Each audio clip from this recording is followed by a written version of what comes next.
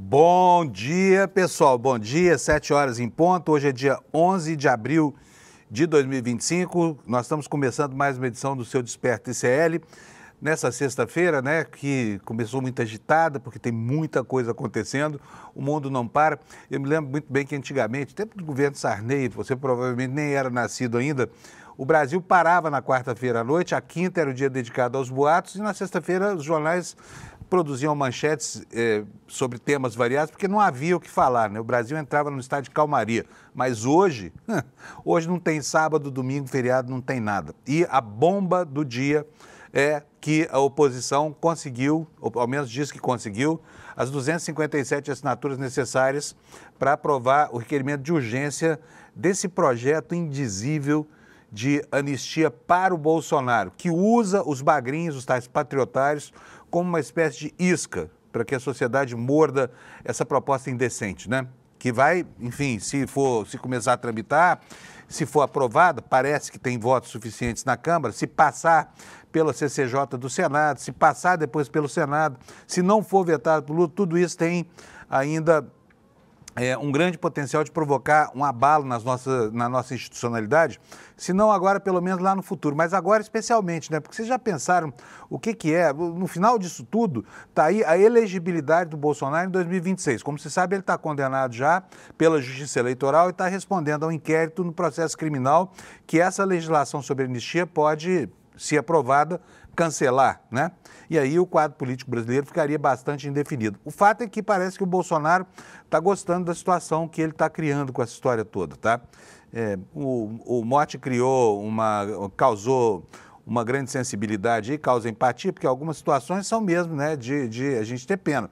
Não da Débora do Batom, por exemplo, mas dos filhos dela, né? Muita gente se apiedando dessa gente aí pelo Brasil.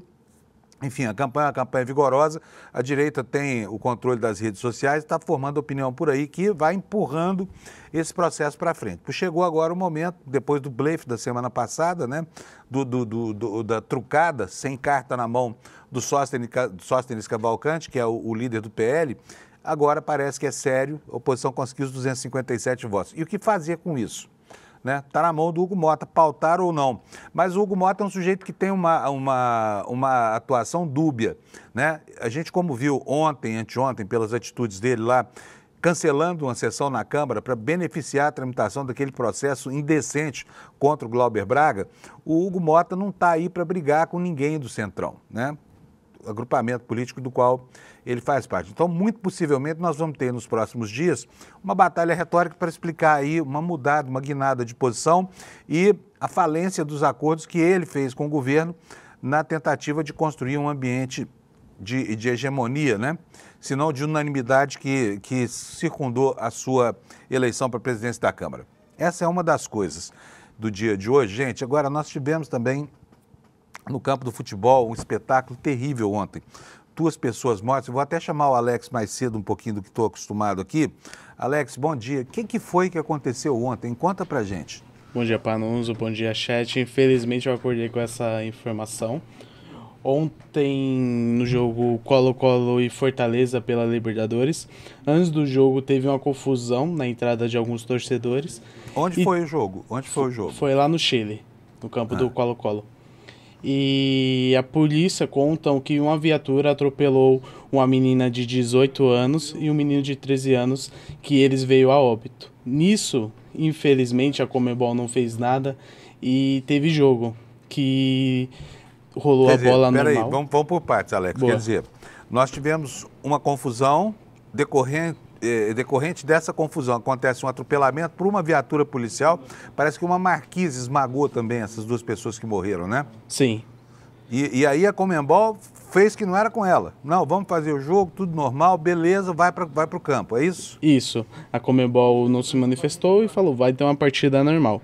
Nisso, os torcedores do Colo-Colo, como uma forma de protesto, aos 25 minutos do segundo tempo, eles invadiram o campo e os jogadores, o elenco do Fortaleza, saiu correndo para o vestiário. Então, uma confusão antes do estádio, que poderia ser precavida pela Conmebol, foi ao campo e a segurança dos jogadores brasileiros e chilenos ficou em risco por conta disso também. Pois é, eu vou repetir aqui, né? Palpite de quem não entende futebol, mas está assustado com o nível com o nível de procrastinação dessa Conmebol, sabe? E aí, cadê os clubes brasileiros? Fortaleza, cadê você? Cadê o Palmeiras, né? Teve jogadores tão insultados aí. Todo jogo acontece uma cantilena racista, sabe? Até quando os times de futebol brasileiro vão ter, assim, a pachorra de continuar disputando essas competições como se não tivesse acontecendo nada, Alex? Fala sério. Hã? Sim, a gente tem que solicitar uma atitude dos clubes brasileiros contra a Conmebol, porque isso é inaceitável, o que aconteceu ontem no Chile, e isso pode acontecer em qualquer campeonato, em qualquer país dessa organização sul-americana também. Essas imagens que você botou aqui na nossa tela, o que é isso, Alex? Aqui é a confusão pré-jogo lá dos torcedores, e nisso foi onde teve a confusão que foi para o campo, e também teve esse vídeo que vai rodar, que é quando os torcedores do Colo-Colo invadem o campo. Olha lá, que loucura, né? Vocês viram os caras saltando a cerca ali, olha. Aquele arame, né, que é cortante. Esse é o momento da invasão, né, Alex? Isso, aí é quando os torcedores do Colo-Colo invadem o campo e a gente consegue visualizar o elenco do Fortaleza saindo correndo pro vestiário por conta que a sua segurança ficou em risco.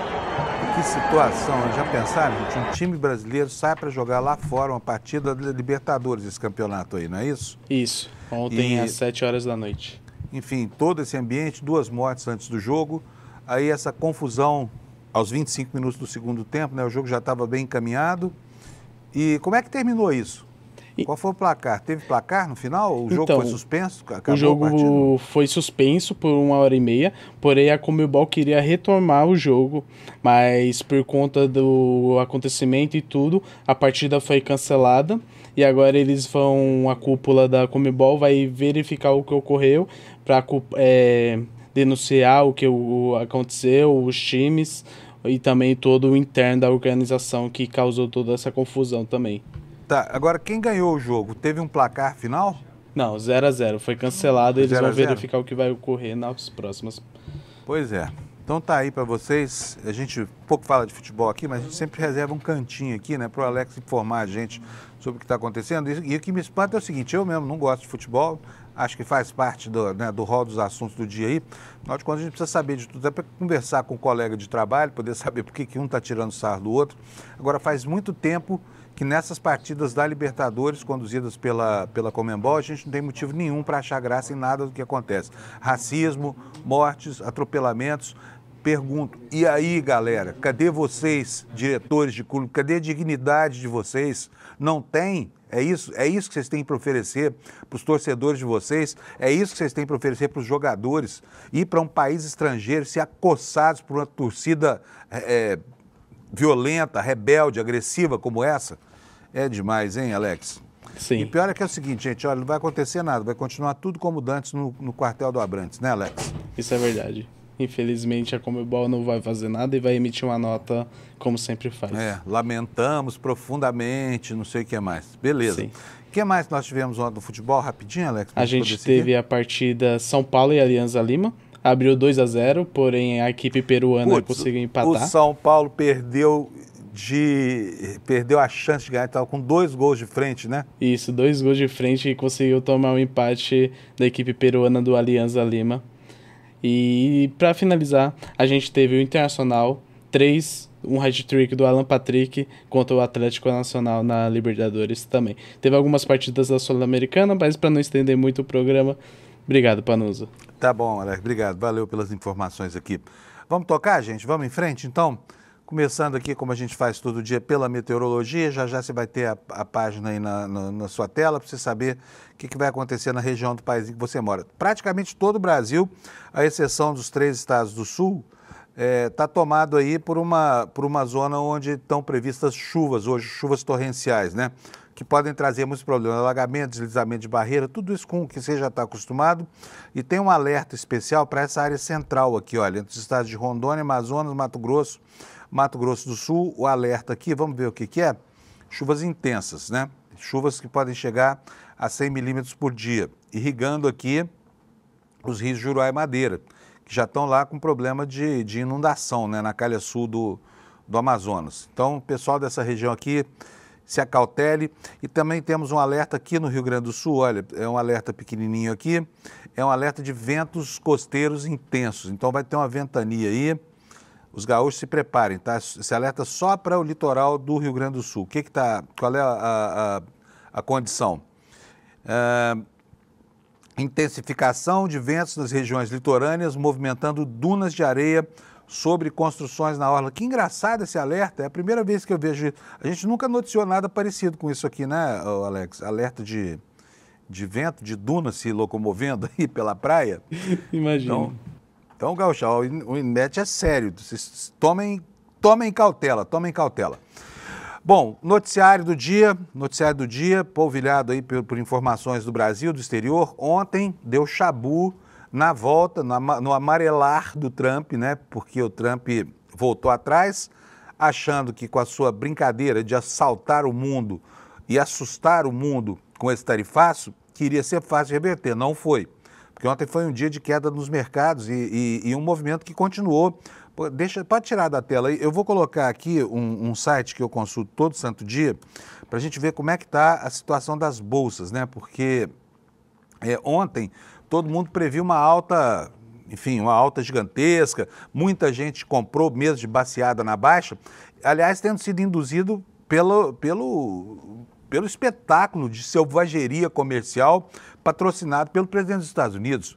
Como é que pode? Nós já falamos disso aqui ontem bastante. O Eduardo Moreira falou também sobre isso aqui num vídeo na internet, dizendo do absurdo que é um presidente da República prestes a fazer um anúncio que vai mexer com toda a economia global, que vai provocar consequências lá, chega lá e diz na sua rede social, só para os seus seguidores, né? Ou seja, para a nata do neofascismo mundial, que é hora de sair comprando. E os caras foram comprar, e compraram mesmo, comprar de baseada, né? E não precisa explicar aqui que as ações estavam muito depreciadas por conta desse movimento todo. Ações como, por exemplo, a da Apple despencou. A Apple chegou a perder 600 bilhões de reais de patrimônio durante essa crise aberta aí pela loucura desse Donald Trump. Então, quem viu na Truth Social, que é a rede do Trump, foi lá, comprou e se deu muito bem. E o restante do mundo deu muito mal. Só que a alegria durou pouco. Por quê? Logo a China respondeu à bravata do Trump, né? Ao recuo do Trump. A China respondeu com muito vigor, porque o Trump aumentou as tarifas para 145%, e a China ontem trucou de novo, trucou em cima, falou, mais 125% então de tarifas sobre os produtos americanos. A coisa não está brincadeira, existe mesmo uma polarização, uma disputa bipolar, né? Mas as primeiras vítimas dessa guerra são justamente o dólar e a credibilidade do Tesouro Americano, que agora está abalada. Ninguém confia mais no Tesouro Americano, porque até aqui a questão da liquidez, e da confiabilidade faziam com que sempre que havia algum sobressalto no mundo, as pessoas convergissem para o dólar. Então vamos ver como é que está a situação dos mercados? Vamos ver, está aqui o site investing.com. É um site norte-americano, está traduzido para você poder ler junto comigo. Tensões comerciais entre Estados Unidos e a China, os lucros bancários à vista, que está movimentando os mercados. Os futuros de ações dos Estados Unidos recuaram na sexta-feira, com investidores avaliando o aprofundamento da guerra comercial entre os Estados Unidos e a China. As ações despencaram na sessão anterior, retomando uma trajetória de alta que foi impulsionada aqui por esse anúncio sobre o qual a gente já falou, né? Vamos aqui para a seção dos gráficos ao vivo. Vamos ver como é que estão aqui os ativos nos Estados Unidos, né? Então aqui, olha, vamos pegar os ativos das ações. Como é que estão aqui? Lá já vai estar na tela de vocês. Então aqui, olha, veja só o desfiladeiro que se abriu aqui com essa crise fiscal inventada pelo Trump, né? Ações que despencaram e despencaram muito. Daqui a pouquinho eu vou detalhar mais isso aqui para vocês, tá? Só para dizer aqui que, nessa introdução, que não adiantou o cara de repente falar, era brincadeirinha, o Xi Jinping é um cara inteligente, espero ter com ele logo, logo uma boa negociação, que foi o que Trump disse ontem depois dessa palhaçada toda. Aliás, eu tenho até um vídeo aqui que eu quero mostrar para vocês agora, aproveitando o ensejo. Vocês acreditam na cara de pau do Trump? Pois ele recebeu ontem uma turma lá de amigos, estava lá, duas turmas se encontraram no gabinete dele lá na Casa Branca, e ele começou, põe aí pra gente, Alex, o vídeo do Trump lá na Casa Branca, por favor, se gabando, olha, para esses dois grupos, dizendo o seguinte, olha, esses amigos meus aqui ganharam milhões. Tá vendo só? Falando aí, ó, eles ganharam bilhões com o movimento que ele, Trump, ensejou. Imagina só, gente, se fosse no Brasil, o Trump dá uma sorte danada de ser americano, porque se fosse aqui, ele já estaria empichado e preso. Porque o que ele faz é insider information, que é crime no Brasil, e insider information, na cara dura, né? E também advocacia administrativa, porque ele vive promovendo negócios privados, inclusive dele, né? Porque a Truth Social, por exemplo, é uma rede dele. Ele tentou impulsionar os negócios da Tesla, lá do maluco do Elon Musk. Aqui no Brasil, isso é um artigo que está inscrito no Código Penal, artigo 321, chama Advocacia Administrativa. Você não pode usar um cargo da administração pública ou na condição de funcionário público, de repente, privilegiar um negócio qualquer que seja de interesse privado, né? Mas Estados Unidos, outra coisa, outra realidade. Vamos ver os destaques no site do ICL, pessoal, vamos? São 7 horas e 16 minutos agora.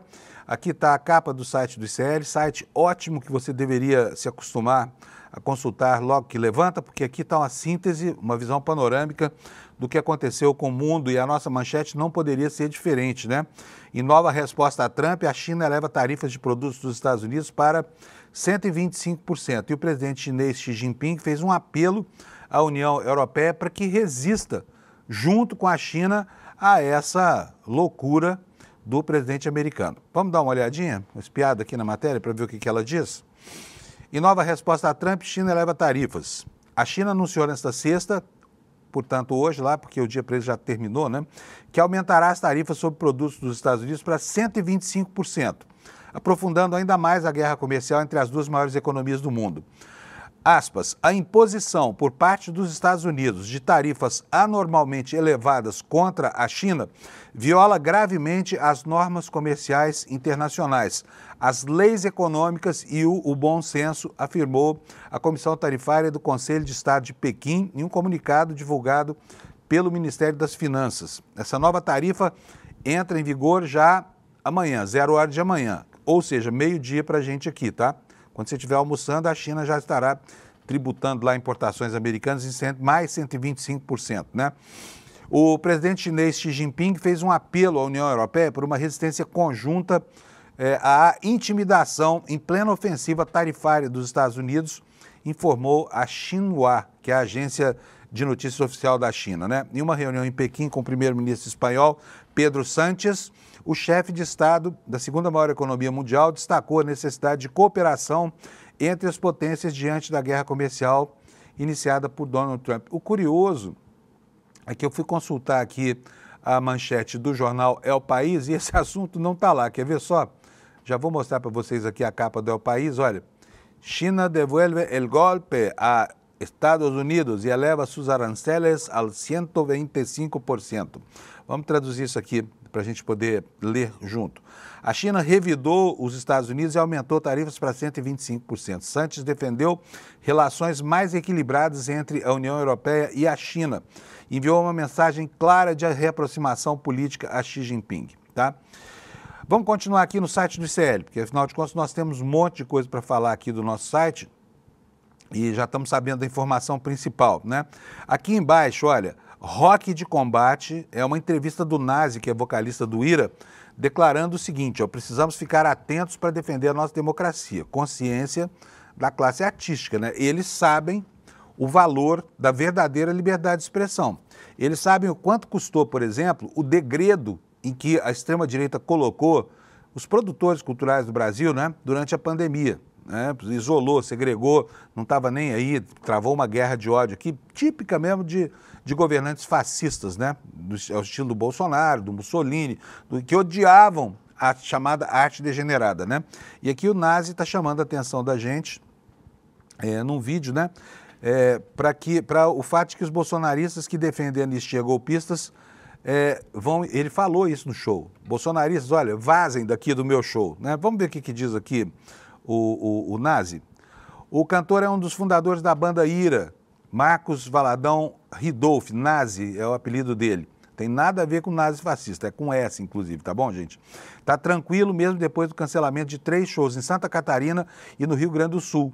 Na quarta-feira, a produtora 3LM Entretenimento anunciou que as apresentações que aconteceriam no Centro Cultural SCAR, de Jaraguá do Sul, e Blumenau, em Caxias do Sul e também em Pelotas, não serão mais realizadas.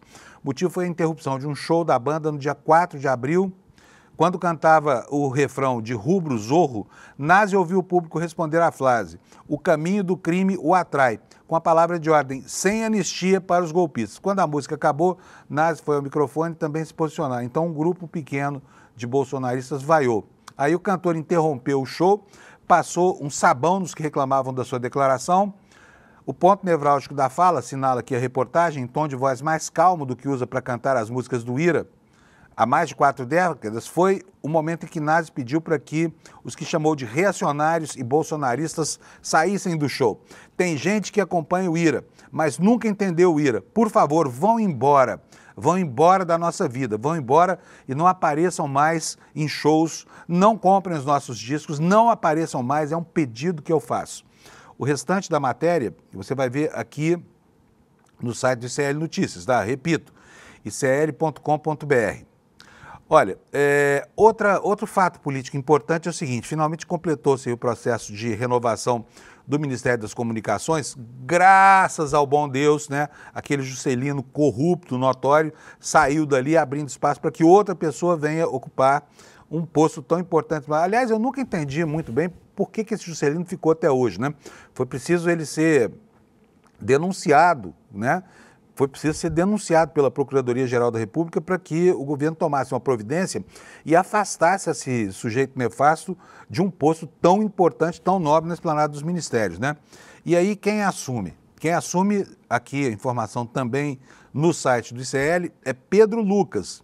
É esse garotão aí, olha, bonitão, barbudo e tudo mais, né?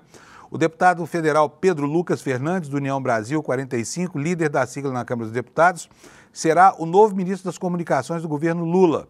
Foi o que disse a Gleisi Hoffmann, chefe da Secretaria de Relações Institucionais, confirmando ontem algo que o próprio Lula já tinha antecipado. O congressista deverá se licenciar do cargo, só que ele pediu para assumir depois da Páscoa, quer tirar uns dias de folga antes de assumir a bagaça lá em Brasília, né? Substitui Juscelino Filho, do mesmo partido, do mesmo estado, deixou a pasta do governo depois de ser denunciado pela PGR por supostos, né? Estamos sendo generosos aqui com o cara, desvios de emendas parlamentares. Aí quem é o tal do Pedro, o novo ministro? Você provavelmente vai esquecer esse nome que eu estou falando aqui, porque vai longe o tempo em que a gente sabia de cor, né, a composição de toda a esplanada. Hoje em dia o pessoal sabe, um por um, os nomes dos ministros supremos, mas não tem ideia de quem é ministro do governo na esplanada dos ministérios. Então vamos lá, ele está em segundo mandato, representa o Maranhão. Em 2022 teve quase 160 mil votos, foi o segundo mais votado do estado dele. Ele foi vereador lá da capital do Maranhão, São Luís, por 2 vezes, à época filiado no PTB, né? Agora no União Brasil. Em 2017 ele foi indicado para a presidência da Agência Executiva Metropolitana por Flávio Dino, que hoje é ministro do Supremo Tribunal Federal. A estatal busca gerir processos de expansão da Grande São Luís. Nesse momento, Pedro Lucas foi vice-líder do governo Lula, portanto ele tem empatia com o governo. Dizem que o presidente Lula gostou muito dele, né?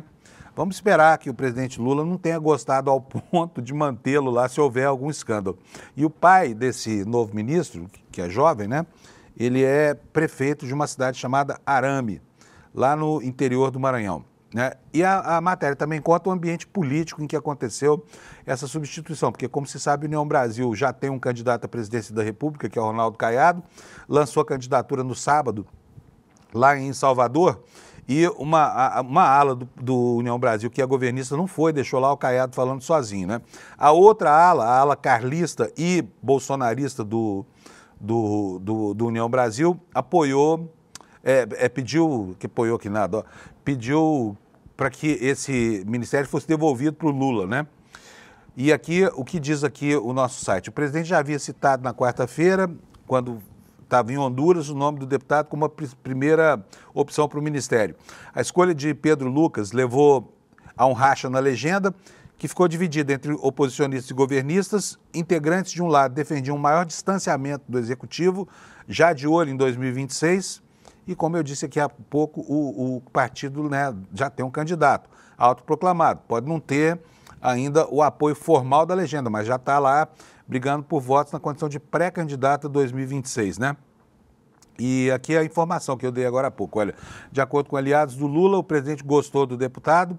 Também é uma avaliação positiva da atuação dele junto à frente da liderança do partido entre parlamentares governistas. Deve ser difícil representar um partido, né, tão, digamos assim, ego-cindido quanto é o União Brasil, porque fica perdido aí entre a sua vertente governista e a sua vertente não governista, a sua vertente oposicionista. Voltando aqui mais uma vez para a capa do ICL, olha só o que aconteceu lá em Brasília. Nós tivemos ontem uma cena de pugilato lá entre os indígenas. Foi uma cena de uma covardia, viu? Quem viu a ação da polícia no 8 de janeiro e vê agora, acha que são duas corporações diferentes, né? Porque aquela afabilidade para com os manifestantes do 8 de janeiro agora se transforma numa carga de violência, né? E acabou ontem fechando o tempo lá em Brasília. A manchete no nosso site é: em ato contra o marco temporal, indígenas são recebidos no Congresso com gás de pimenta. Uma péssima recepção, né? A marcha do acampamento Terra Livre, que aconteceu nesta quinta-feira em Brasília, foi marcada por violência. Ao chegarem ao Congresso Nacional, parte do grupo de indígenas que protestava estava se aproximando do prédio, cantando junto com a deputada Célia Chacriabá, do PSOL de Minas Gerais, quando foram atacados pelos policiais com bomba. Eles não estavam fazendo nada, eles estavam dançando, tá? Vocês vão ver agora que nós temos o vídeo aqui. No meio do caminho fomos atacados, contou Larisa Gomes dos Santos, da etnia Chabriabá. Nós estávamos fazendo nada, estávamos apenas descendo e cantando. De acordo com Larisa, a deputada foi atingida pelo gás, mas conseguiu entrar no prédio do Congresso. Só que antes houve um entrevero ali entre ela e a Polícia Militar, porque não reconheceram a Célia Chacriabá. Vou mostrar o vídeo para vocês, vão ver o que estava acontecendo e tirem vocês as suas conclusões. Roda para nós, Alex, por favor.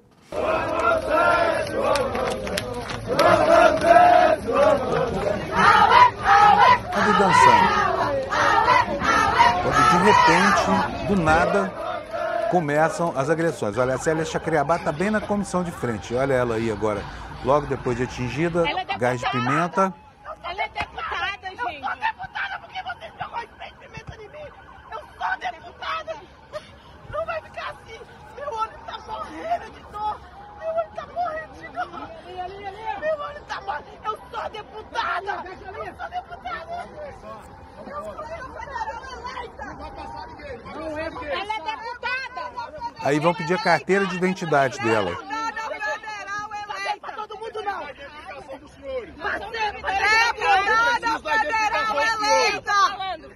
Aí vocês veem a dificuldade deles em aceitarem o fato de que é deputada federal. Ela teve que apresentar a carteira de identidade. Olha que absurdo.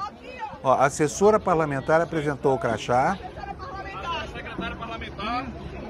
Ela é deputada. Ela é deputada. E ela, com os olhos doendo aí por causa do gás de pimenta, conseguiu finalmente transpor essa linha de isolamento, né? E voltar ao Congresso Nacional. Como eu falo, né? Parecem duas corporações diferentes. Aquela afabilidade toda do 8 de janeiro acabou nisso aí, né? Em que uma deputada, para circular livremente por uma área do Congresso Nacional, tem que apresentar uma carteira de identidade para os policiais que estavam lá agredindo sem nenhum motivo essa manifestação. Gente, vamos dar uma olhada nos jornais internacionais. A gente já terminou de ver aqui os destaques do ICL. Quero mostrar para vocês agora o que está no noticiário internacional. Obviamente que é o samba de uma nota só, né? Todas as manchetes falam a mesma coisa. Pode botar na tela para a gente, Alex. Esse aí é o Washington Post, né? Vou traduzir aqui para o português para você ler com a gente. China aumenta a tarifa sobre produtos dos Estados Unidos para 125%, à medida em que a guerra comercial se aprofunda. Ao contrário do clima pretendido pelo Trump, então, há uma percepção nos mercados e no mundo, né, tanto no mundo da economia quanto no mundo da política, de que não houve trégua nenhuma, que esses 90 dias de suspensão nas super tarifas que inventou pelo Trump não significam trégua e ainda ajudaram a acabar com a credibilidade do Tesouro Americano. O que diz aqui a chamada da matéria na primeirona do Washington Post? Pequim reagiu em resposta à decisão do governo Trump de aumentar as tarifas sobre produtos chineses para 145%, dizendo que retaliaria firmemente e que lutaria até o fim, né? Então, o Washington Post também traz aqui um gráfico, olha, que vocês podem ver, sobre como é que vai ficar a aplicação das tarifas, né? Como era antes da quarta-feira e como é que ficou depois da quarta-feira. Vocês podem ver aqui, olha, que pouco muda aqui, olha, nas tarifas aplicadas ao mundo, elas eram de 20%, baixaram para 10%. As tarifas do México permaneceram em 25%, porque isso aqui já estava estabelecido antes dessa história toda começar, enfim, do aprofundamento da guerra comercial. A China tinha uma sobretaxa de 54%, que você vê aqui na coluna da esquerda, e essa tarifa passou para 145%. Com relação aos demais, pouca coisa mudou, como você pode ver aqui nesse gráfico. Vamos ver agora o New York Times. Olha só, a mesma coisa, é o mesmo gráfico que tem aqui no centro da página, mas uma outra composição gráfica, mas diz a mesma coisa, né? E a chamada principal aqui no canto esquerdo, no alto da primeirona, diz: China aumenta a tarifa sobre importações dos Estados Unidos em 125%. Retaliação de Pequim ocorreu depois que a Casa Branca aumentou sua tarifa sobre produtos chineses para 125%. Vamos dar uma olhada no Guardian, está aqui o Guardian da Inglaterra, China aumenta a tarifa sobre... Parece que os redatores todos combinaram a manchete, né? Porque é exatamente o mesmo texto com uma variação de poucas palavras aqui. No caso do Guardian, está aqui, China aumenta a tarifa sobre produtos dos Estados Unidos para 125%, enquanto Xi pede que a União Europeia resista à intimidação do Trump. Eu já mostrei o El País e agora nós vamos passar aos jornais brasileiros. Só que antes deles, nós temos aqui... Tivemos um caso, eu fico até triste de noticiar esse tipo de coisa, porque eu sei que muitos de vocês acharam que aquela ação do André Janones na campanha do Lula de usar contra a direita as armas que a direita usa contra o campo progressista estavam corretas. Eu nunca fui a favor daquilo, então não me acusem disso, tá? Estou fora dessa história toda. Porque eu acho que moralmente é insustentável que você combata uma coisa e passe a usar aquela coisa como uma arma em seu benefício. Fake news, para mim, é um valor absoluto, não se usa. O jornalismo não pode usar isso, a política não pode usar isso. Ainda que se discuta que, mas o campo da política é um campo que tem uma moralidade diferente. Por isso que o mundo está do jeito que está, né, gente? Sabe? E ontem, o Janones, mais uma vez, se meteu numa esparrela. A gente ficou sabendo, que já é uma coisa lá de dezembro de 2024, que ele andou chantageando a companheira dele, sabe? E isso tudo acabou na justiça, sabe? Uma tristeza, porque a situação, a gente pensa assim, não, problemas como esse só acontecem na casa. Não, na casa do Janones aconteceu também, tá? O que aconteceu com o Janones? A atual prefeita de Tuiutaba foi assessora dele, ela foi chantageada pelo Janones por causa da demissão de um funcionário da prefeitura. Os dois conviveram durante algum tempo, tiveram uma relação estável e aí se desentenderam, voltaram. Ela mesma diz isso no processo, que é um processo secreto. E, finalmente, o UOL publicou os prints de um processo que está correndo em segredo de justiça, mas que mostram quem de fato é o Janones. Vocês acreditam que ele estava chantageando a companheira dele, ameaçando expor fotos íntimas do período em que era casado com ela, mandou a foto de uma lingerie que ela usa? Eu quero mostrar para vocês o que foi divulgado pelo UOL. Depois eu vou para o site do Metrópolis, tem outras coisas ali. Bota na tela para a gente, por favor, esse print aí. Exatamente, olha, o que é isso aí? Isso aí é uma representação, né, que foi interposta lá no... O outro print primeiro, fazendo favor, o Alex, porque esse aí já é a decisão, né? Não, aliás, é isso mesmo, volta para o outro. Desculpa aqui, sou eu que estou confuso aqui, porque eu estou enxergando mal aqui o o monitor. Essa aí é a capa do processo, né? Uma representação contra o Janones e a decisão do juiz aí que fala em violência doméstica e colocou o Janones como suspeito de ter praticado um crime previsto na Lei Maria da Penha, que é essa coação, esse crime aí de ameaçar expor a ex-companheira com fotos íntimas, né?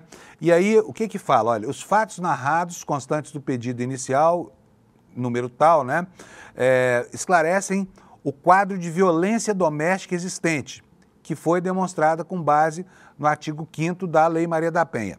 Então está aí a materialidade dessa conduta, né? Vamos para o próximo agora. O que foi que o juiz determinou? A juíza plantonista proibiu o Janones de entrar em contato com a ofendida, a prefeita de Ituiutaba, e com seus familiares por qualquer meio de comunicação, inclusive os eletrônicos e digitais. Proibiu também de se aproximar da ofendida, de chegar perto dos familiares e das testemunhas em uma distância inferior a 300 metros. Vai ter que ficar longe dessa gente, o Janones. Proibiu também de frequentar os mesmos lugares habitualmente frequentados pela ofendida, assim entendidos, local de trabalho, local de residência, estudo e lazer. Proibiu também de divulgar, transmitir ou propagar fotografias, vídeos ou qualquer mídia a respeito da intimidade da ofendida, que, como eu disse, foi companheira do Janones, né? Agora, no Metrópolis tem uma outra informação, eu vou colocar aqui para vocês vão ver aqui como é que a coisa se deu. Na ânsia de pedir a demissão de um secretário da prefeitura e não ser atendido, o Janones começa a sacanear a sua ex-companheira, a atual prefeita, né? E aí, olha só na tela, essa lingerie foi uma foto enviada ao Janones ameaçando expor a ex-companheira com fotos íntimas, né? E aí essa foto é da lingerie que ela tem até hoje. Ela falou, olha, essa lingerie é minha mesmo. Então tá aí a materialidade da ameaça, assim, realmente de uma gravidade. Francamente, gente, olha, é um absurdo que aconteça algo como isso. Vou ler aqui a matéria para você. Sabe por quê? Porque que diabo de moralidade é essa, sabe? Que diabo de moralidade é essa? Que diabo de comportamento é esse? O Janones já tinha se metido no escândalo da rachadinha, que ele confessou, né? Tá bom? Então esse cara é uma péssima companhia para quem quer que seja, de qualquer lado que ele esteja, tá? Aliás, nunca foi de esquerda, ele chegou e se aliou à campanha do Lula porque aceitou esse papel de proeminente para fazer o jogo sujo que ninguém queria fazer no campo progressista, né? O que diz aqui a matéria do Metrópolis? Ao invocar a Lei Maria da Penha contra o deputado federal André Janones, a prefeita de Ituiutaba, Leandra Guedes, anexou foto de uma peça de lingerie como forma de comprovar a denúncia na justiça. Ela acusa o parlamentar de chantageá-la com pornografia de revanche, ameaçando divulgar fotos e vídeos íntimos por não aceitar o término do relacionamento amoroso e tentar influenciá-la na gestão municipal. Aí misturou tudo, né? A relação conjugal, a intimidade, a prefeitura, que o Janones acha que é dele. No processo, a prefeita apresentou uma lingerie preta que mantém até hoje para convencer a justiça de que a foto com a qual foi ameaçada, na qual aparece de costas, é de fato uma imagem dela.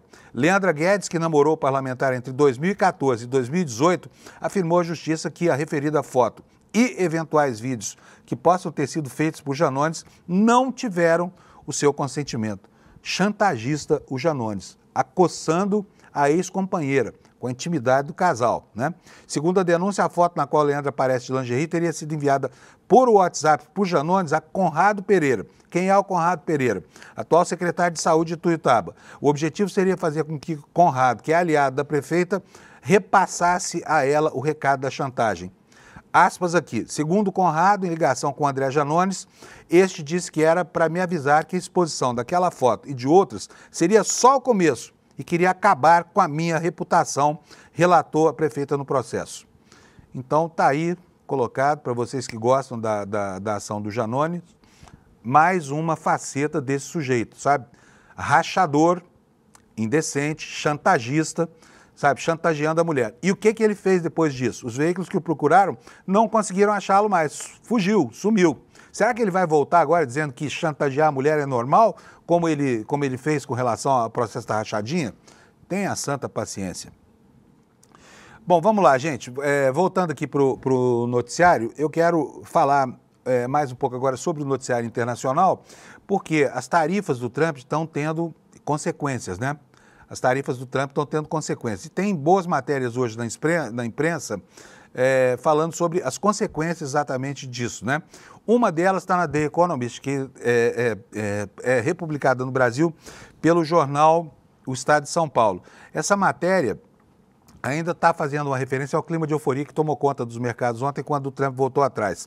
Então ela começa dizendo o seguinte: depois do terror, a euforia, quando em 9 de abril o presidente Trump adiou por 90 dias a mais lógica e destrutiva das suas tarifas, depois de um colapso dos mercados financeiros, o índice Standard & Poor's 500 da Bolsa de Nova York subiu 9,5%, sua maior alta diária de quase 17 anos. Os cenários mais sombrios para a economia mundial que haviam sido previstos pelos investidores até aquele momento, agora são mais improváveis.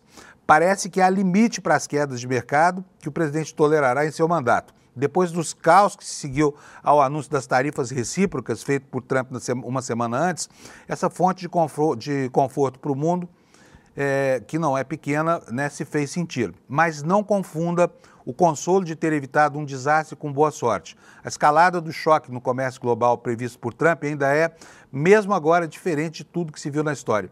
E aqui vem uma série de especulações sobre as consequências que isso trará, né? Na União Europeia, as reações já começaram também. Nós temos aqui uma matéria do Valor Econômico dizendo o seguinte: olha, que a Ursula von der Leyen disse que a União Europeia pode taxar as Big Techs, né? Que a União Europeia poderia comprar imposto sobre as receitas publicitárias digitais e isso atingiria os grandes parceiros do Trump lá, Meta, Google e Facebook, né? A matéria diz o seguinte: a União Europeia está preparada para adotar medidas comerciais mais poderosas e pode impor tarifas a empresas digitais dos Estados Unidos se as negociações com o presidente Trump não conseguirem encerrar essa guerra tarifária contra a Europa. Em entrevista ao Financial Times, a presidente da Comissão Europeia, Ursula von der Leyen, disse que a União Europeia buscará um acordo completamente equilibrado com Washington durante a pausa de 90 dias de Trump na aplicação das tarifas adicionais. Mas a ideia de taxar as Big Techs é ótima, vocês não acham, não? É ótima, né? Outra matéria está no jornal O Globo, falando aqui também sobre as consequências do tarifaço, né? Ela começa com essa manchete: custo de transição, terremoto tarifário de Trump já mexe com a vida das empresas que suspendem negócios. Mercados têm mais um dia de estabilidade e empresas suspendem pedidos. O que diz aqui a reportagem? Depois da bonança, a tempestade. Após a euforia dos mercados globais na quarta, que se refletiu ontem na Ásia e Europa, a incerteza voltou a predominar com a afirmação da Casa Branca de que as tarifas totais para a China serão de 145%. E aí as consequências das medidas de Trump, mesmo com a decisão de suspender as tarifas recíprocas de todos os países, exceto a China, por 90 dias, já podem ser sentidas no cotidiano das empresas. A crise, portanto, chegou à economia real. Os primeiros sinais de uma desaceleração economicamente prejudicial ao comércio global já surgiram na medida em que empresas ao redor do mundo apertam o botão de pausa nos seus pedidos devido à guerra de tarifas entre Estados Unidos e China. Da gigante Amazon a pequenos comércios americanos, a ordem agora é esperar para ver. Olha, aqui vem uma informação que ontem circulou nos mercados. Veja só como o comportamento dessas empresas acaba reproduzindo alguns comportamentos daquele consumidor que, na iminência de ter uma crise de abastecimento dos gêneros, corre para o supermercado e compra tudo que faz. A Apple, vendo o céu ficar escuro, né, nas relações comerciais entre os Estados Unidos e a China, que fabrica 90% dos iPhones, mandou vários aviões para lá numa operação de emergência para retirar o máximo de material, o máximo de telefones celulares que já estavam prontos por lá. E aqui a matéria do Globo, que, né, fala o seguinte: olha, a Apple correndo contra as tarifas, fretou 5 aviões de carga para mandar iPhones para os Estados Unidos antes de os preços aumentarem. E há quem já se preocupe com o Natal, porque a encomenda de itens de decoração é feita com muita antecedência, né? Então a Apple, que não é boba nem nada, mandou 5 aviões lotados de iPhone para os Estados Unidos para evitar as tarifas. Agora, quando esses 5 aviões com 100 toneladas de iPhones cada um forem escoados dos Estados Unidos para o restante do mundo, vai criar um efeito muito curioso, porque a prevalecer essas tarifas, nós vamos ver americanos vindo ao Brasil para encher a mala de iPhones e voltar para os Estados Unidos. Por quê? Aqui a tarifa é zero, né? E ontem o Xi Jinping anunciou tarifa zero para todos os países em desenvolvimento do mundo, criando mais um mote de atração para que a economia se reorganize em torno da China, né? Então vocês vão ver americano vindo para o Brasil para comprar iPhone e contrabandear para lá. Aguarde que você vai ver como isso vai acontecer, tá bom? Vamos seguir com o noticiário aqui, gente? Bom, já são 7h45, eu preciso falar aqui sobre um outro assunto muito importante de ontem, que é a questão da tramitação do projeto da anistia, né? Ontem, o Sóstenes Cavalcante, que é o líder do PL, anunciou que conseguiu finalmente as 257 assinaturas. Quero lembrar para você que semana passada ele tinha, né, feito aí uma afirmação que não era verdadeira. Ele disse que já tinham 309,35 assinaturas, como se um deputado pudesse ser esquartejado e 0,35 desse deputado, um terço do deputado, tivesse assinado lá a relação dele. Não era verdade, era uma bravata, mas agora não é mais. Agora parece que conseguiram mesmo. E o próprio Sóstenes anunciou isso numa tuitada e depois gravou um vídeo. Nós temos o tweet dele aí, não temos? Tá aí, ó. Chegamos, aliás, ultrapassamos com folga. Isso aí já não sei se é verdade ou não, porque, né, bravateiro pra caramba esses Sóstenes aí. Ultrapassamos com folga 257 assinaturas necessárias para pautar a anistia. Vitória da justiça, vitória da humanidade, vitória do povo brasileiro. Que humanidade, meu filho! De onde é que será que ele tirou isso? Agora é rumo ao plenário. Seguimos firmes, com fé em Deus, ao lado dos inocentes, diz aí o Sóstenes Cavalcantes, líder do PL na Câmara dos Deputados. Vamos ver o vídeo que ele gravou para anunciar, né, a sua épica conquista da assinatura número 257. Alex. Às 22h22, com a assinatura do deputado federal Paulo Aze, do União Brasil, da Bahia, nós chegamos às 257 assinaturas para o requerimento de urgência da anistia. É uma vitória do Brasil e eu quero aqui agradecer aos 257 colegas que assinaram. E eu tenho certeza que muitos outros assinarão a partir de agora, porque continua aberto. Minha gratidão aos líderes Zucco, Carol Detone, a cada deputado que nos ajudou. Esse é um trabalho de muita gente. Aos presidentes de todos os partidos que nos apoiaram, que nós vamos, ao longo dos próximos dias, dizer quais são esses partidos, e ao nosso eterno capitão Jair Messias Bolsonaro. Esta é uma vitória das pessoas que estão injustiçadas. É a vitória da Débora, que está com seus filhos em prisão domiciliar, e eu tenho certeza que não voltará para a prisão, nem ela e nem ninguém mais, porque nós vamos aprovar esta anistia no plenário da Câmara e no Senado para fazer justiça a Débora e a todos os demais injustiçados do 8 de janeiro. Parabéns, anistia já! Pois é, vocês viram aí, quanta bobagem, porque a Débora do batom não é uma moça sensível que estava lá passando batom na estátua, que ela é uma golpista, como as outras, né?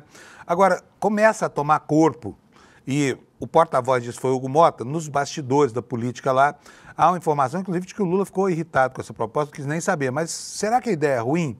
Sabe? Existe uma grande pressão, essa pressão está começando a fazer efeito. Duvido que esse Hugo Mota, porque o Hugo Mota se comprometeu com todo mundo. Ele falou para os bolsonaristas que ia botar o projeto para andar, falou para o governo que não ia andar o projeto, falou para o governo não, falou para o PT, para os partidos que se opõem, PSOL e tudo mais, que esse projeto não progrediria sob a gestão dele. Olha, sabe de uma coisa? Vai andar, não tem jeito. O Hugo Mota é um sujeito central, está sujeito a uma pressão enorme lá. E na viagem que fez com o presidente Lula agora, ele teria sugerido algo que talvez, embora rejeitado, né, possa oferecer um caminho para a solução, que seria o presidente Lula indultar os bagrinhos para tirar um pouco de força, dessa força de opinião pública que está atuando aí sobre a tramitação desse projeto. O que você acha disso, hein? Você acha que seria eficiente, de repente, um perdão presidencial para os bagrinhos, colocaria o Lula em boa situação com essa gente, faria com que elas se apiedassem, né, do campo progressista, afinal tão humano, e serviria também para esvaziar a tramitação desse projeto de anistia, para tirar das costas do Hugo Mota a pressão, para tirar do Senado, que futuramente será pressionado também, né, essa força imperativa pela anistia do Bolsonaro. O que você acha disso? É possível anistiar os bagrinhos para pegar o Bolsonaro?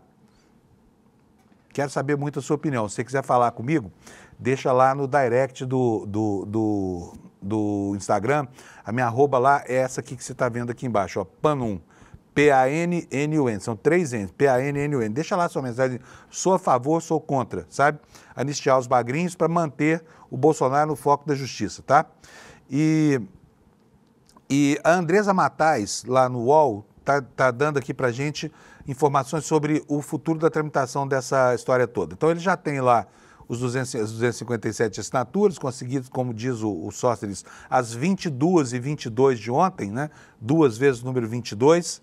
Eu também acho que isso é mentira, mas em todo caso vai lá. Ele afirmou 22h22, o número cabalístico lá, né? Como o 666, que é o número da besta. Mas vamos tocar aqui. Caso a urgência seja aprovada, diz Andresa Matais, do site do UOL, o texto passa na frente de outras proposições que estão em discussão na Câmara. Ao mesmo tempo, o presidente da Câmara, Hugo Mota, surpreendeu os assessores quando embarcou para os Estados Unidos para passar a Páscoa com a família. Só deve retornar no domingo. Com isso, somente depois da volta dele ao Brasil é que essa proposta vai ser analisada pelo Colégio de Líderes, que é um passo necessário para que ela passe a integrar a pauta e siga para o plenário. E aqui a Andresa repete aqui o mantra, né, a cabala do Sósteres Cavalcante, falando sobre 22 horas e 22 minutos. Muito bem marcados, né? Bom, gente, vamos seguir com o noticiário aqui. São 7h51, tem algumas coisas bem importantes aqui. Nós já falamos sobre o ministro novo das Comunicações, falamos sobre o Sósteres, sobre a questão da guerra das tarifas movida pelo Trump. Agora vamos conhecer outras colateralidades, né? Tem uma matéria no Estadão nos dando uma informação muito alvissareira. Olha aí, uma iniciativa do Google. A gente critica tanto, de vez em quando a gente tem a obrigação de elogiar o que é correto. E está aqui, olha, o Google reiterou a sua decisão de vetar os aplicativos de apostas esportivas e contrariou, assim, o segmento, né? Que é um segmento forte. Pode ver o estrago que fizeram aqui no Brasil. Por causa de 3 bilhões de reais de arrecadação, dinheiro tomado de velhinhos e velhinhas viciados em jogos, né? E, enfim, e graças a esses 3 bilhões foi possível regulamentar, permitir a jogatina e transformar o Brasil, onde o jogo até bem pouco tempo era proibido, num grande cassino onde até criança pode apostar, como a gente tem visto por essas casas de bets, tá? O que acontece? As bets que dependem da internet para, né, fazer o spread, o compartilhamento dos links que levam até as suas casas de apostas, elas foram ao Ministério da Fazenda para mudar a autorização, para mudar a permissão. E a Fazenda não respondeu ainda o que vai afirmar. Mas vamos ver o que o Google fez? O Google reafirmou a política interna de proibir aplicativos de bets na Play Store, é a loja de aplicativos do sistema de celulares Android. O posicionamento contraria as empresas de apostas esportivas licenciadas no país. Atualmente, a loja online só permite aplicativos de loterias da Caixa e de corridas de cavalos. Integrantes das bets vêm tratando da questão em reuniões com o Ministério da Fazenda e, nesta semana, a Associação Brasileira de Bets e Fantasy Sports, a ABFS, pediu apoio formal da pasta no imbróglio. Procurada, a Fazenda não respondeu. Aspas aqui. No Brasil, as políticas da Google Play atualmente permitem apenas um grupo limitado de aplicativos de jogos de azar, como aplicativos de loteria publicados pela Caixa Econômica Federal e aplicativos de corridas de cavalo. Essa política permanece inalterada, afirmou o Google em um comunicado enviado à coluna do Estadão, acrescentando: quaisquer alterações em nossas políticas serão avaliadas cuidadosamente, disse o Google. É muito digna a posição do Google nesse aspecto, né? Vale dizer que, enfim, nós estamos todo santo dia aí vendo escândalos relacionados a essas arapucas eletrônicas que são máquinas de fazer dinheiro. Isso posto, vamos falar um pouquinho sobre a sucessão no PT, né? Nós sabemos lá que nós temos uma disputa do Edinho com o Rui Falcão, e hoje está o Rui Falcão na capa do site Brasil de Fato, dizendo aqui que reiterando a candidatura dele, dizendo que vai correr atrás dos votos aqui, né? O deputado federal de São Paulo anunciou, segundo o Brasil de Fato, que será candidato ao seu 3º mandato como presidente do partido. que diz a reportagem? O deputado federal Rui Falcão anunciou nesta quarta-feira que vai disputar a presidência do PT na eleição interna marcada para o dia 6 de julho. O petista já foi presidente da legenda de 2011 a 2017. Antes disso, de 93 a 94, quando ele conseguiu derrotar a corrente majoritária do partido, a Construindo um Novo Brasil, CNB, que é a tendência do Lula, né? Falcão pertence à corrente Novo Rumo. Vai ter como principal adversário na disputa interna o ex-ministro do governo Dilma e ex-prefeito de Araraquara, Edinho Silva, que é o favorito da CNB. Além deles, duas outras pessoas apresentaram candidatura, o Walter Pomar e o Romênio Pereira. Em entrevista ao jornal Brasil Desfato, o Falcão afirmou que a sua candidatura busca promover o debate interno. Um dos desafios, segundo ele, é o processo eleitoral interno e a prioridade será reeleger Lula em 2026. Falcão sugere que um processo de eleição indireta com delegados seria mais politizador. Portanto, está aqui, né, a matéria falando sobre a disputa interna no PT, que, embora ainda distante, já começa a mobilizar as atenções dentro do Partido dos Trabalhadores, né? Outro que quer ser candidato, o Washington Coaquá, está na Folha de São Paulo de hoje. Olha só, o Washington Coaquá de ser candidato à presidência do PT em meio à racha na sigla. O prefeito de Maricá é aquele que falou que bandido vai para a vala, né? O prefeito de Maricá exaltou Gleisi, disse querer revitalizar o partido, atacou Edinho Silva, candidato de Lula. Diz a matéria aqui que o prefeito de Maricá, atual vice-presidente do PT, Washington Coaquá, afirmou nesta quinta que vai ser candidato à chefia nacional da sigla, anúncio que vem em meio a um racha na legenda, diante de questionamentos de Edinho Silva, que também tenta o cargo. Como se vê, não são só os dois, né? Tem o Rui Falcão aí correndo por fora também. Na publicação sobre a candidatura, Coaquá exaltou o papel de Gleisi Hoffmann, né, que é atual SRI, e ex-presidente do partido, dizendo que a petista iniciou o processo de revitalização da agremiação e que teve um papel fundamental na vitória do atual mandatário em 2022 contra Jair Bolsonaro. Argumentou que o PT, que quer um PT popular dentro das favelas de todo o país, e atacou Edinho, afirmando que o ex-prefeito de Araraquara nunca sujou os sapatos numa comunidade, não sabe que é povo, além disso, não tem condições de unificar o partido. Tá, então, disputa encarnecida lá dentro do PT. Antes de encerrar o programa, quero mostrar para vocês mais uma notícia muito legal que está no nosso site, para a gente terminar o dia aqui com alto astral. Olha, creches têm mais crianças negras do que brancas pela primeira vez no Brasil.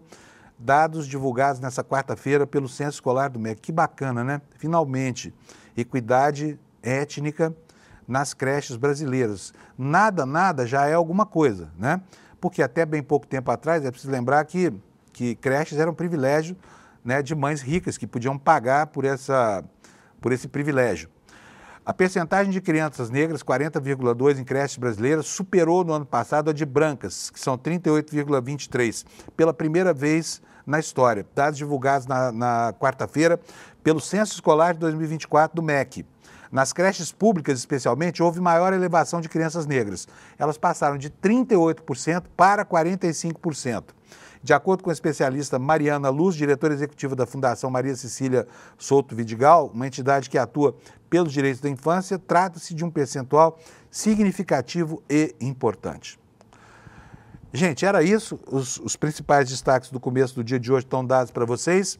E eu quero dizer para vocês, olha, que nós temos aqui no ICL um evento que é promovido pelo Eduardo Moreira, que é muito interessante para você que está em dúvida sobre o que fazer nesse momento de instabilidade global com relação à sua poupança pessoal, ao seu planejamento de futuro, né, ao seu patrimônio pessoal. Você aprende aqui conosco como é que você enfrenta, né, principalmente corretoras que de má fé te oferecem produtos que vão te levar para a ruína, tá? Está aqui no meu telão, olha, tudo que você precisa saber para investir com segurança e rentabilidade. Investidor Mestre 2.0 é uma aula gratuita que vai acontecer daqui a 4 dias e você precisa fazer a sua inscrição para conseguir participar. A inscrição aqui, olha, do lado de cá, despertacl.com.br. Quando você assiste a uma aula dessa, você não paga absolutamente nada, você não se vincula de maneira nenhuma ao ICL. Mas eu quero dizer para você que pode ser uma ótima maneira de você nos ajudar a patrocinar este projeto de jornalismo. tão importante, tão correto, tão digno, tão honesto que se faz aqui no ICL, porque isso tudo tem custo e, como você sabe, a gente não tem um patrocinador. O ICL não veicula publicidade, o ICL é o único patrocinador dos seus próprios eventos e do seu jornalismo. Então, se você acha que o jornalismo é importante, quer ajudar o ICL a manter esse projeto, não precisa fazer nada, mas faça a sua inscrição aqui no despertaicl.com.br e assista a essa aula. Vai aprender com o Eduardo Moreira como se proteger contra as oscilações e contra a picaretagem de certas corretoras aí do mercado financeiro, tá bom? Vai começar agora o N1. Desejo que você tenha um ótimo fim de semana, juízo, só o necessário, e a gente se encontra aqui segunda-feira às 7, tá? Bom fim de semana para você. Tchau. Olá, vamos falar um pouco de dinheiro, do seu dinheiro. Não é de hoje que a gente sabe que tem muita gente aplicando golpes financeiros por aí. Você não pode cair nessa. A gente tem que ficar de olho, ainda mais quando se fala do nosso suado dinheirinho, não é mesmo? Esses golpes estão cada vez mais sofisticados e vêm de onde você menos espera. Tem até corretoras famosas, conhecidas, metidas em confusão. Mas dá para você fugir dessas armadilhas do tal mercado. Meu querido amigo Eduardo Moreira, que já foi eleito o melhor influenciador de economia e negócios deste país, preparou uma aula especial que todo mundo precisa ver. Tudo que você precisa saber antes de investir o seu dinheiro. Vai ser no dia 15 de abril, às 8 da noite, aqui no ICL, totalmente online e gratuita.